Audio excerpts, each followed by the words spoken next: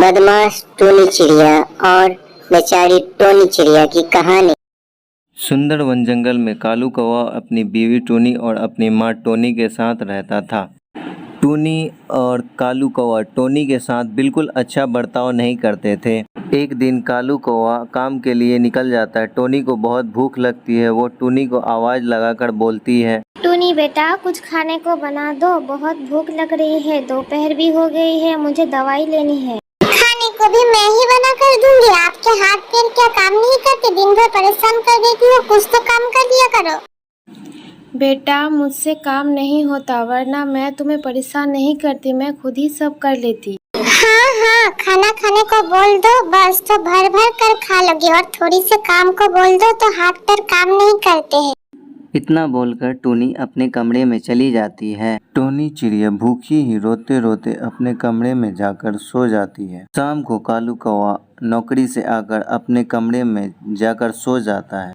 Tony चिड़िया भूखी प्यासी ही सोई रहती है, उसे कोई पूछने नहीं आता।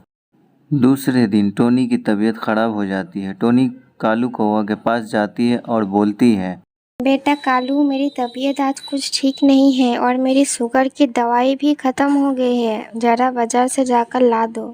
अरे माँ, तुम्हें पता है ना खर्चे कितने बढ़ गए हैं। मैं परेशान हो गया हूँ इन रोज रोज के खर्चों से। खैर आपकी दवाई लाकर दे दूंगा। सुनो माँ, टोनी को परेशान मत करना, वो बेचारी थक जाती है पूरे दिन घर का काम करते करते। पर बेटा मैंने कहा परेशान किया बहू। चुप करो माँ, मैं तुम्हारी नीयत और सीरत में अच्छे से जानता हूँ। तुम बस एक कोने में चुपचाप पड़ी रहा कर। कालू अपनी माँ को बुरा भला कहकर काम पर चला जाता है। जब कालू शाम को घर लौटता है तो टोनी टीवी पर सीरियल देख रही थी और माँ टोनी एक कोने पर चुपचाप बैठी कालू कौवे की रास्ता देख रही होती है। कालू कौवा जैसे ही अंदर आता है फिर टोनी उसके लिए पानी लेकर आती है और बोलती है, ले बेटा पानी पी ले, थक गया होगा ना।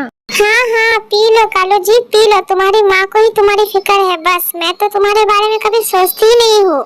ऐसा नहीं है बहू, तुम टीवी देख रही थी इसीलिए मैंने पानी दे दिया, आखिर मेरा बेटा है।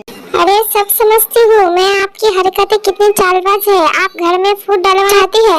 ऐसा कुछ नहीं है बहू, बेटा तो कुछ समझा बहू को, ये क्या कुछ बोल रही है। क्या समझाओ?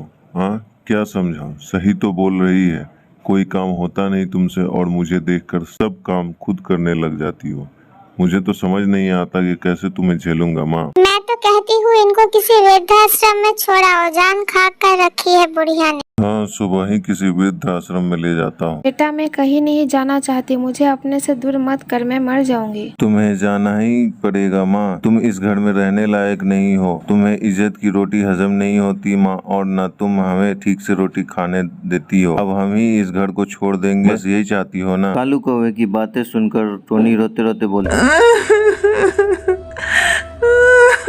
नहीं बेटा तू ऐसा मत बोल, मैं ही चली जाऊंगी। सुबह होते ही कालू कौवा अपनी माँ को वृद्धाश्रम छोड़ आता है। थोड़ी समय गुजरने के बाद एक दिन कालू कौवा और टोनी लंच के लिए अपने दोस्त मिठू तोता को बुलाते हैं। मिठू कालू से बोलता है, अरे यार कितने सालों बाद मिले हैं हम दोनों। हाँ यार, बहुत टाइम हो। आज तो भाभी जी के हाथ का खाना खाने को मिलेगा। पर भाभी एक बात बोलूंगा, आंटी जी के जैसा दाल की खिचड़ी कोई नहीं बना सकता। वो तो पूरे जंगल की बेस्ट कुक है, क्यों है ना कालू कौवे? हाँ यार। वैसे यार आंटी है कहाँ, दिखाई नहीं दे रही है। यार मैं और टूनी उनसे बहुत परेशान हो गए थे। उन्होंने परेशान कर दिया था। खाना और दवाई, और कितनी महंगी दवाई आती थी उनकी। मुझे तो पता है ना, तुझसे ही तो मंगवाया करता था मैं दवाइयाँ। हाँ सही बोल रहा है, पर तू जिसे नॉर्मल शुगर की दवाइयाँ समझकर मंगवाता था ना, वो तेरी माँ का तुझे दिया गया ऐसा कर्ज है जो तू कभी चुका नहीं सकता कालू। कभी आंटी के मन को समझ ही नहीं पाया। उनके मन में सिर्फ तेरे लिए प्यार था, और ये जिंदगी है ना उसी दिन खत्म हो जाती जब तू 9 साल का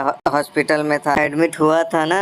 जिस माँ ने तुझे ये बोला था हॉस्पिटल में, बेटा परेशान मत हो, नॉर्मल पथरी का ऑपरेशन है। उस माँ ने अपनी जान की परवाह न करते हुए तुझे एक किडनी दी थी। वो चाहती तो उस वक्त अपनी फिक्र करके तुझ जैसी औलाद को मरने देती, और उन्होंने तुझे बचाया, और तुझ पे थू है कालू। मिट्ठू की बातों को सुनकर कालू की आंखों में आंसू आ जाती है। दूसरे दिन ही कालू कौवा सुबह सुबह अपनी माँ को लेने आश्रम पहुँच जाता है। आश्रम में टोनी की तबीयत बहुत खराब होती है और वो बस कालू की ही याद करती रहती है। डॉक्टर कालू को देखते ही बोलती है, कैसे बेटे हैं आप जो अपनी माँ को इतनी तकलीफ में भी याद छोड़ गए। वो आपको इतना याद कर रही है और आप अपनी ही जिंदगी में मस्त है। आप जैसे ही लोगों को अपनी माँ का जरा सा भी ख्याल नहीं होता। डॉक्टर आप उन्हें ऐसा मत बोलिए, उनकी कोई गलती नहीं है, वो तो मैं ही बार बार बीमार पड़ती रहती हूँ। देखा कितनी अच्छी माँ है, तुम्हारी गलतियों को भी अपनी गलती बता रही है। तुम धन हो जो तुम्हारे पास माँ है। इस दुनिया में ऐसे भी पक्षी है जिनके पास माँ का साया भी नहीं होता।